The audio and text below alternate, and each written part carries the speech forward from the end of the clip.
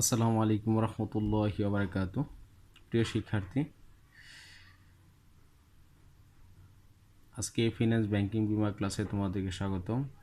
আজকে আমি finance banking বিমা দ্বিতীয় পত্রের জীবন বিমা অর্থাৎ 11তম অধ্যায় নিয়ে আলোচনা করব। এটি আমার ফার্স্ট লেকচার। আজকে আমরা জীবন বিমার বিভিন্ন দিক সম্পর্কে জানার চেষ্টা করব এবং জীবন বিমাটা আমাদের লাইফে কেন দরকার এবং জীবন বিমাটা কেনই আমরা করব, কোন কোন পরিস্থিতিতে বা কেন মানুষ জীবন বীমা করা হয়ে থাকে সেই ব্যাপারে বিভিন্ন দিক নির্দেশনা দেওয়ার চেষ্টা করব। ওমা তৌফিক ইল্লা বিল্লাহ। প্রিয় শিক্ষার্থী, তোমরা আমি যদি কিছু বাস্তব ঘটনা বলি তাহলে তোমাদের কাছে কিছুটা ক্লিয়ার হবে যে আসলে জীবন বীমাটা খুবই খুবই দরকার। যে কোন কোন ক্ষেত্রে আমরা জীবন বীমাটি খুবই দরকার সেই ব্যাপারে আমরা কিছুটা আইডিয়া, যদি বাস্তব আইডিয়া দেখি বা উদাহরণ দেখি তাহলে আমরা বুঝতে পারবো আমাদের জীবনের ক্ষেত্রে জীবন বীমাটার গুরুত্ব অনেক বেশি। ফার্স্টে আমাদের জানতে হবে বীমা কাকে বলে। বীমা হলো একটি আর্থিক ক্ষতিপূরণের চুক্তি বলা হয়ে থাকে। অর্থাৎ আমরা আমাদের জীবনের ক্ষেত্রে বিভিন্ন ধরনের আর্থিক ক্ষতি হয়ে থাকে। কেউ মৃত্যুবরণ করে, কারো একটি পশু অথবা সে একটি পশু ক্রয় করছে, সে পশুর ক্ষেত্রে পশু মারা যেতে পারে, কারো সম্পদের ক্ষতি হতে পারে, কারো বিভিন্ন ধরনের দীর্ঘমেয়াদী একটি প্রকল্প বিনিয়োগ করছে, বিনিয়োগটা ধ্বংস হয়ে যেতে পারে, কারো অগ্নিকাণ্ড ঘটতে পারে, কারো নৌকা ডুবি অথবা লঞ্চ ডুবি হতে পারে। এইভাবে মানুষের জীবনের ক্ষেত্রে বা একজন মানুষের চলার ক্ষেত্রে বিভিন্ন ধরনের ক্ষতি সৃষ্টি হয়ে থাকে। এই সকল ক্ষতিগুলোকে কিভাবে মোকাবেলা করা যায়, এই সকল ক্ষতিগুলোর হাত থেকে কিভাবে বাঁচা যায় সেই সম্পর্কে বা সেটার ক্ষেত্রে একটি বিকল্প এবং খুব আধুনিক একটি পদ্ধতি হলো বীমা। আজকে আমরা জীবন বীমার ক্ষেত্রে বিভিন্ন দিক নিয়ে এই কথা বলবো। ফার্স্টে আমি কিছু উদাহরণ দিই, দেন আমি জীবন বীমার সংজ্ঞা তোমাদেরকে দেওয়ার চেষ্টা করব। প্রিয় শিক্ষার্থী, আমরা যখন একজন ব্যক্তি মারা যান, একজন ব্যক্তি অসুস্থ হন, তখন সাধারণত আমাদের বিভিন্ন আত্মীয় স্বজন, পাড়া প্রতিবেশী সকলেই দেখতে আসেন। বিশেষ করে আত্মীয় স্বজনরা এসে কান্নাকাটি করেন। কোনো ব্যক্তি মারা যাওয়ার পরে তার সন্তানদেরকে সান্ত্বনা দিয়ে যান, তার স্ত্রীদেরকে বা তার স্ত্রীকে অনেক ধরনের কথা বুঝিয়ে যান কীভাবে চলতে হবে, এবং তাদেরকে একটা নিশ্চয়তা দিয়ে যান যে তুমি টেনশন করো না, বা আমরা আছি, বা আমরা ভাইয়েরা আছি, সর্বদাই দেখার চেষ্টা করব। আসলে এই সান্ত্বনাটুকু আমাদের সীমাবদ্ধ থাকে সর্বোচ্চ 1 বছর বা সর্বোচ্চ 1 মাস, 2 মাস, 3 মাস। কিন্তু একটা নির্দিষ্ট সময় শেষে দেখা যাচ্ছে যে এই কথাটুকু শুধু কথাতেই থেকে যায়, বাট কাজে বাস্তবায়ন হয় না। আর তাছাড়াও একজন ব্যক্তি আরেকজন ব্যক্তির কাছে, একজন ব্যক্তির অনুপস্থিতিতে, যেমন একজন ব্যক্তি বা একটা মহিলার যদি তার হাজব্যান্ড মারা গেল, তখন কিন্তু তার সাধারণত আয়ের সোর্সেস, অর্থাৎ একজন হাজব্যান্ড যদি সে ইনকাম করে থাকে তাহলে তার চলার ক্ষেত্রে একমাত্র পাথে ছিল তার হাজব্যান্ড। কোনো ফ্যামিলির যদি তার সন্তান মারা যায়, যে সন্তান ওই ফ্যামিলিতে ইনকাম করে, বাবা মা ইনকাম করতে পারে না, তখন তাদের চলার পাথে হলো সেই সন্তান। সেই সন্তান যদি মারা যায় ইন কেস, তখন দেখা যাচ্ছে তার আত্মীয় স্বজনটা এসে সাময়িক সহযোগিতা করবে, সাময়িক সান্ত্বনা দিতে পারবে। বাট একটি সন্তান মারা গেলে বা একটি সন্তান যদি না থাকে, এই ব্যক্তির জীবনের শেষ পর্যন্ত সে সাফার করতে পারে, কারণ কোনো ব্যক্তি কখনোই দীর্ঘমেয়াদের সহযোগিতা করতে পারে না। আর এটা করলেও সবার ক্ষেত্রে দেখা যাচ্ছে না, হয়তো 100%-এর জায়গায় 1%, 2% দেখা যাচ্ছে। যার কারণে প্রিয় শিক্ষার্থী, আমরা যদি দেখি এরকম বাস্তব নীতি যে যদি আমি আমার ফ্যামিলির ইনকাম ক্ষম হয়, আল্লাহ না করুক আমি যদি মারা যাই, তাহলে দেখা যাচ্ছে আমার ফ্যামিলিটা সম্পূর্ণ পঙ্গু হয়ে যাচ্ছে, আমার ফ্যামিলিটা সাফার করতে হবে মৃত্যুর আগ পর্যন্ত। তারপর হলো যেটা আমার সন্তানাদি থাকলে তারা দেখা যাচ্ছে যে অর্থের অভাবে, আর্থিক সহযোগিতার অভাবে, পড়াশোনার ক্ষেত্রে, বিভিন্ন চলার ক্ষেত্রে, মানুষের সাথে একটি সমাজে বসবাস করার ক্ষেত্রে বিভিন্ন ধরনের সমস্যার সম্মুখীন হবে। ইভেন কি তাদের পড়াশোনা না হওয়ার সম্ভাবনায় 100%। এই যে একটা বিপর্যয়, এই যে একটা ক্ষতি, এই যে একটা অপূরণীয় একটা আর্থিক দুর্দশা এবং কষ্টের যে অবস্থাটা সৃষ্টি হয়ে থাকে, এই সৃষ্টির হাত থেকে অথবা এই ক্ষতির হাত থেকে রক্ষা পাওয়ার জন্যই জীবন বীমা করা হয়ে থাকে। সো প্রিয় শিক্ষার্থী, আমরা কেন জীবন বীমা করা হয় সেটা নিয়ে ফার্স্টে আমি আলোচনা করেছি। এখন আমি আলোচনা করব জীবন বীমা কাকে বলা হয়। জাস্ট জীবন বীমা কাকে বলে ফার্স্টে এটা জানার আগে আমাদের জানতে হবে দুটি জিনিস। একটি হলো প্রিমিয়াম। প্রিমিয়ামটা কি এবং বীমা গ্রহীতা এবং বীমা দাতা কি বা বীমাকারী কে, এই দুটি জিনিস আমাকে ফার্স্টে বুঝতে হবে এবং জানতে হবে। তাহলে ফার্স্টে হলো যেটা বীমা গ্রহীতাকে, সেকেন্ড হলো বীমা দাতাকে বা বীমাকারীকে, এই দুইটি জিনিস বুঝতে হবে। বীমা গ্রহীতা সাধারণত আমরা জানি বিভিন্ন আর্থিক প্রতিষ্ঠান সাধারণত বিমার ঝুঁকি গ্রহণ করে থাকে। অর্থাৎ যে কোনো ব্যক্তির তার যদি কোনো সম্পদের ক্ষতি হয়, সম্পদের ক্ষতিপূরণ দেবে। কোনো ব্যক্তি মারা গেলে তার উত্তরাধিকার অথবা মনোনীত ব্যক্তিকে তার ক্ষতিপূরণ দেবে। এই সকল ক্ষতিপূরণ দেওয়ার জন্য যারা আশ্বস্ত করে থাকে তাদেরকে বলা হয় বীমাকারী। আর যাদেরকে এই ক্ষতিপূরণ দেওয়ার আশ্বস্ত করা হয়ে থাকে তাদেরকে বলা হয় বীমা গ্রহীতা। তা ফার্স্টে আমাদের বীমাকারী বীমা গ্রহীতা সম্পর্কে আমাদের এটা ক্লিয়ার থাকতে হবে, দেন আমাদের কথা বলা বা আমরা সহজেই বীমার সংজ্ঞা এবং বীমার ক্ষেত্রে বিভিন্ন শর্তগুলো সহজে ধরতে পারব।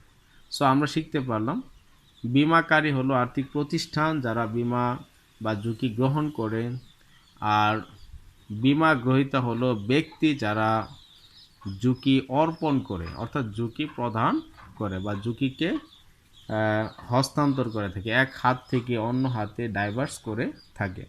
সো প্রিয় শিক্ষার্থী, এখন আমরা শিখব যে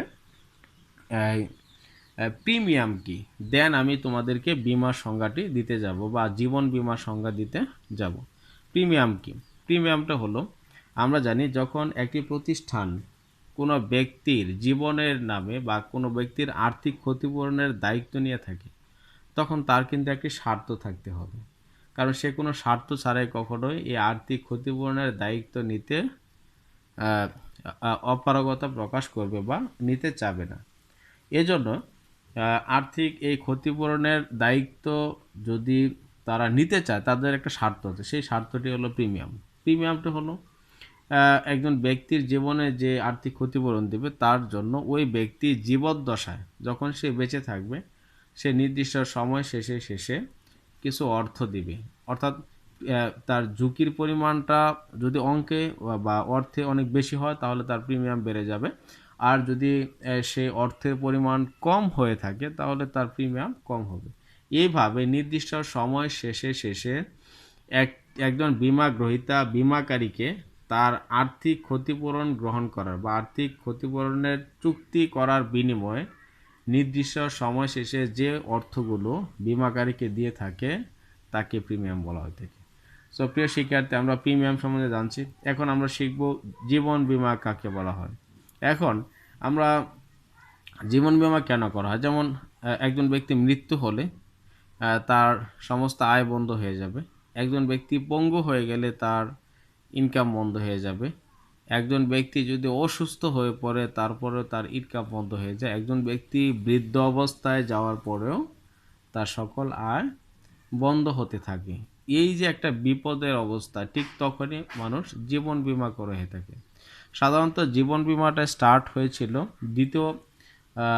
অর্থাৎ 1750 থেকে 1850, যাকে বলে শিল্প বিপ্লব হওয়ার পর থেকে মানুষের সম্পদের পরিমাণটা হিউজ পরিমাণ বাড়তে থাকে, দ্রুত গতিতে মানুষ ধনী হতে থাকে এবং সাধারণত মানুষের যখন অর্থ বেশি হয় তখন মানুষের টেনশন বাড়তে থাকে, মানুষের চিন্তা ধ্যান ধারণা অনেক বাড়তে থাকে। আর এই যে কন্টিনিউ টেনশনের কারণে অনেকে অকালে মৃত্যুবরণ করেছিল, অনেকে এখনও যেটা ঘটতেছে স্ট্রোক করে থাকে, সর্বদাই একটা প্রবলেম ফেস করে থাকে। এই জন্য শিল্প বিপ্লবের পর থেকে মানুষের জীবন বীমা সম্পর্কে একটি সঠিক ধারণা সৃষ্টি হয়েছিল। সো প্রিয় শিক্ষার্থী, আমি জাস্ট আজকে জীবন বীমার যদি সংজ্ঞা দিতে চাই, জীবন বীমা কাকে বলা হয়ে থাকে। জীবন বীমা বলতে বোঝাচ্ছে যে মানুষের জীবন সংশ্লিষ্ট ঝুঁকিকে আর্থিকভাবে মোকাবেলার ব্যবস্থায় হলো জীবন বীমা। অর্থাৎ আমরা সাধারণত জানি মানুষ কি অনেক মূল্যবান একটি প্রাণী। সাধারণত তার মৃত্যুর উপর কি নির্ভর করে ব্যক্তিবর্গ অনেক, বা মৃত্যুতে তার উপর অনেক ব্যক্তি নির্ভর করে থাকে, তখন কি সাধারণত তার পরিবার আর্থিক দুর্দশার সম্মুখীন হয়ে থাকে, অথবা কোনো বার্ধক্য সৃষ্টি হলে, অসুস্থতা হলে, পঙ্গুত্ব হলে ইত্যাদি হলে। তাই বলা হয়ে থাকে সাধারণত জীবন সংশ্লিষ্ট সম্ভাব্য ক্ষতির বিরুদ্ধে আর্থিক প্রতিরক্ষামূলক ব্যবস্থাকে জীবন বীমা বলা হয়ে থাকে। যার কারণে আমরা যে জীবন বীমার ক্ষেত্রে সারসংক্ষেপ বলতে পারি এভাবে যে জীবন বীমা হলো মানব জীবন সংশ্লিষ্ট একটি বীমা চুক্তি। এটা কি সাধারণত মানুষের জীবন ছাড়া অন্য কিছুর সাথে চুক্তিটা হতে পারে না। 2 নম্বর হলো এটি নিশ্চয়তার চুক্তি, কারণ এই ক্ষেত্রে নির্দিষ্ট পরিমাণ অর্থ প্রদানের কি নিশ্চয়তা দেওয়া হয়ে থাকে। আমরা নিশ্চয়তার চুক্তি কেন বলে, এটা জাস্ট যে জীবন বীমার বৈশিষ্ট্যে আমরা ইনশাআল্লাহ আজকে আলোচনা করব। তারপর হলো যেটা জীবনের ক্ষতি অর্থ দ্বারা পরিমাপ করা যায় না বিধায় এটি কি ক্ষতিপূরণের চুক্তি নয়, এই কথাটা বলা হয়ে থাকে। যে জীবন বীমাকে কেন নিশ্চয়তার চুক্তি বলে, ক্ষতিপূরণের চুক্তি বলে না। আমরা ইনশাআল্লাহ এটা নিয়ে ব্যাখ্যা করতেছি একটু পরে। জাস্ট তাহলে কি আমরা এটুকুই বলতে পারি যে জীবন বীমা হলো মানুষের জীবনকে ঘিরে যে সকল ঝুঁকি আছে সেই সকল ঝুঁকিকে আর্থিকভাবে মোকাবেলার ব্যবস্থাকে জীবন বীমা বলা হয়ে থাকে। সো প্রিয় শিক্ষার্থী, আমি আশা করি তোমরা জীবন বীমার সংজ্ঞা সম্পর্কে ক্লিয়ার ধারণা পেয়েছো। আমরা এখন জীবন বীমার বৈশিষ্ট্য আমরা জাস্ট এইটা নিয়ে আলোচনা করব। জীবন বীমার বিভিন্ন ধরনের বৈশিষ্ট্য রয়েছে। 1 নম্বর হলো এটাকে মানব জীবন সংশ্লিষ্টতা। এই ব্যাপারে আমাদের দেখো, আমরা জীবন বীমা বলতে প্রথম শর্তে হলো জীবন থাকতে, অর্থাৎ মানুষের জীবনের সাথে জড়িত হতে হবে। যার কারণে আমরা লিখতে পারি সাধারণত এরূপ চুক্তি সবসময় মানব জীবনের সাথে সংশ্লিষ্ট। কোনো ব্যক্তির মৃত্যু হলে, ব্যক্তি অক্ষম হলে,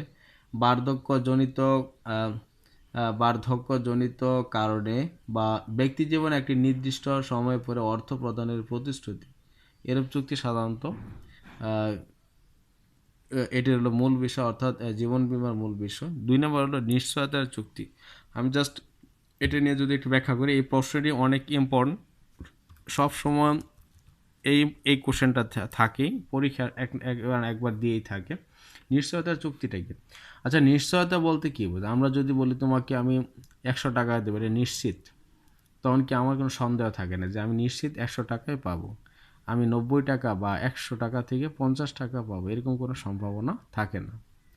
আর যদি আমি কাউকে বলি তোমাকে 100 টাকা দিতে পারি, কম বেশিও দিতে পারি, তখন আমি নিশ্চয়তা পাইনি যে আমি 100 টাকা পাবো। আমি 100 টাকা নাও পেতে পারি, বেশি বলতে 120 টাকাও পেতে পারি, 110 টাকা, অথবা কম বলতে 70 টাকা 80 টাকাও পেতে পারি।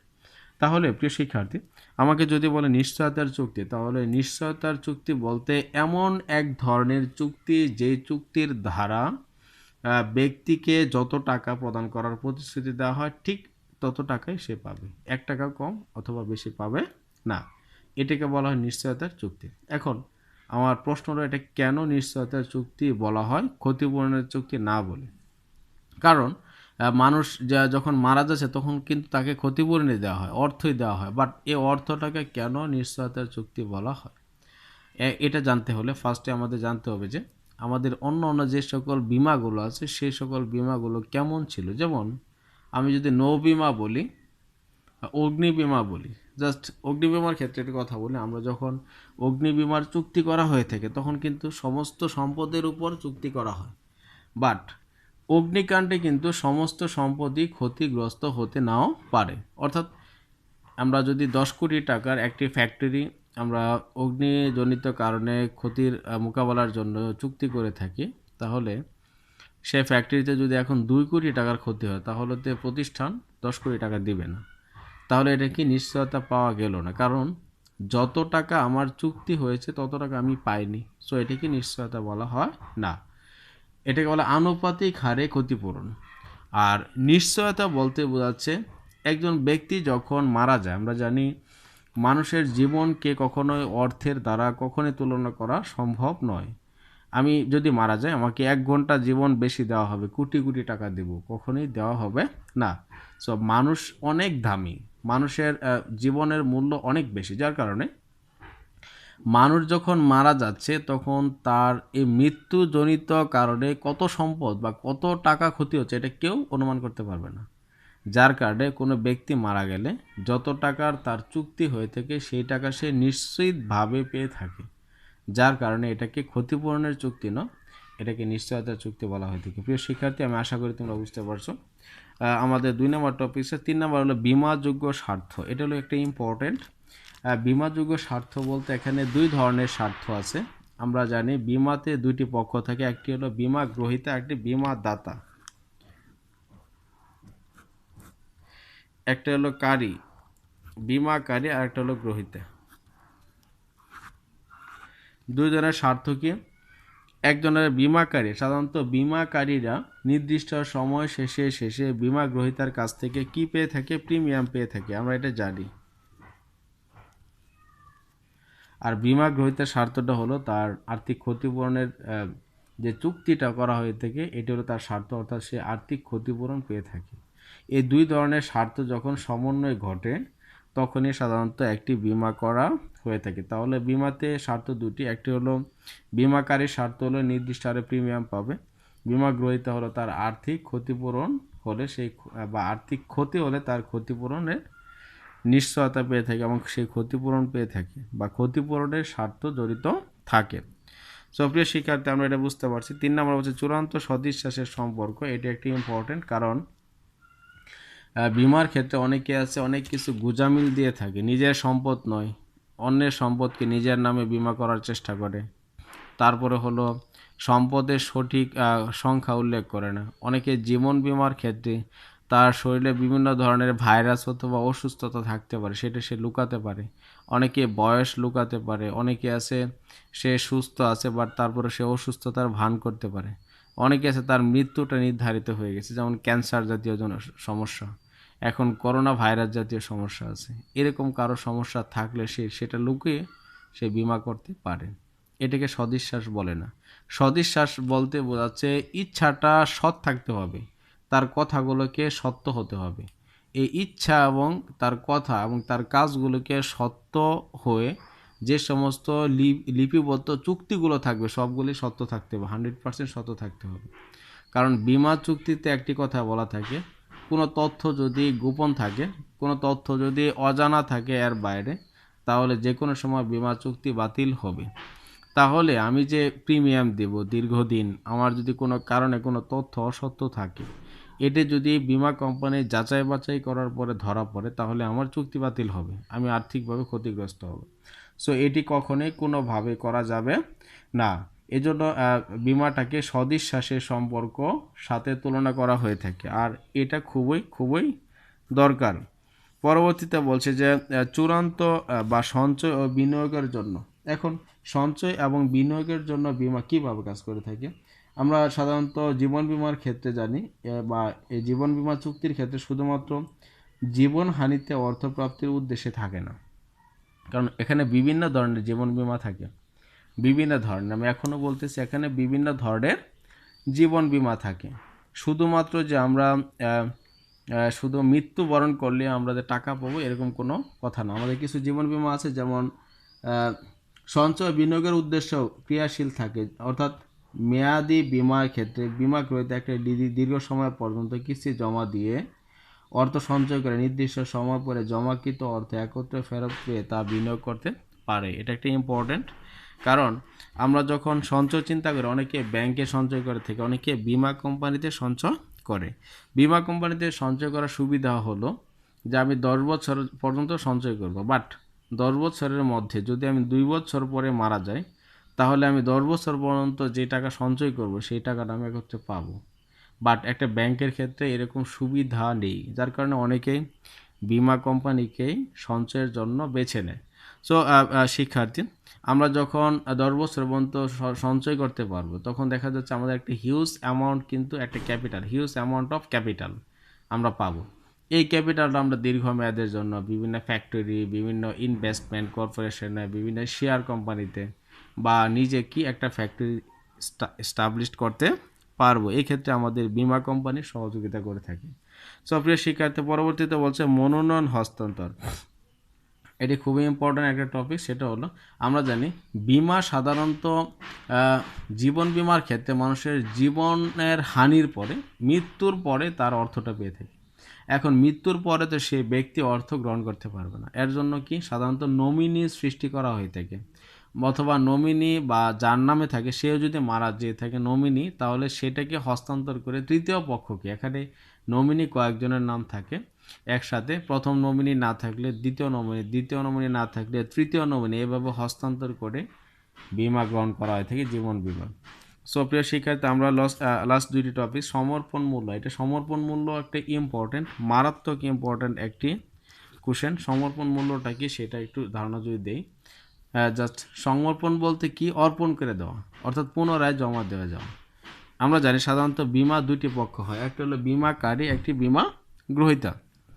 একজন বিমাকারী যখন বিমা একজন বিমা গ্রহীতা যখন বিমাকারীর কাছ থেকে নির্দিষ্ট চুক্তির মাধ্যমে বিমা গ্রহণ করে থাকে, তখন সে প্রিমিয়াম প্রদান করে। এখন এভাবে সে যদি 20 বছরের জন্য সে বিমা করে থাকে, চুক্তি করে থাকে, সে যদি 1 বছর বা 2 বছর এই বিমার প্রিমিয়াম প্রদান করার পরে সে যদি অক্ষম হয়, অনেকে আছে যে চাকরি থাকে, চাকরি চলে যায়, অনেকে সুস্থ ছিল, অসুস্থ হয়ে যায়, অনেকে অর্থ দেওয়ার ক্ষমতা ছিল, এখন হারিয়ে যায়। এই অবস্থা যদি সে আর প্রিমিয়াম দিতে, অর্থাৎ বিমা চুক্তি কন্টিনিউ না করতে পারে, তখন সে তার যে প্রিমিয়াম প্রদান করেছিল, বিমার যে চুক্তি করা ছিল, তার প্রয়োজনীয় কাগজপত্রগুলো বিমাকারীর কাছে জমা দেয়। আর জমা দেওয়ার পরে একটি নির্দিষ্ট হারে বিমা গ্রহীতা ওই প্রিমিয়ামের বিনিময়ে কিছু টাকা ফেরত পায়। এটাকে বলা হয় সমর্পণ মূল্য। অর্থাৎ প্রয়োজনীয় কাগজপত্র সমর্পণ করার বদৌলতে যে অর্থটা ফেরত পাচ্ছে তাকে বলা হয় সমর্পণ মূল্য।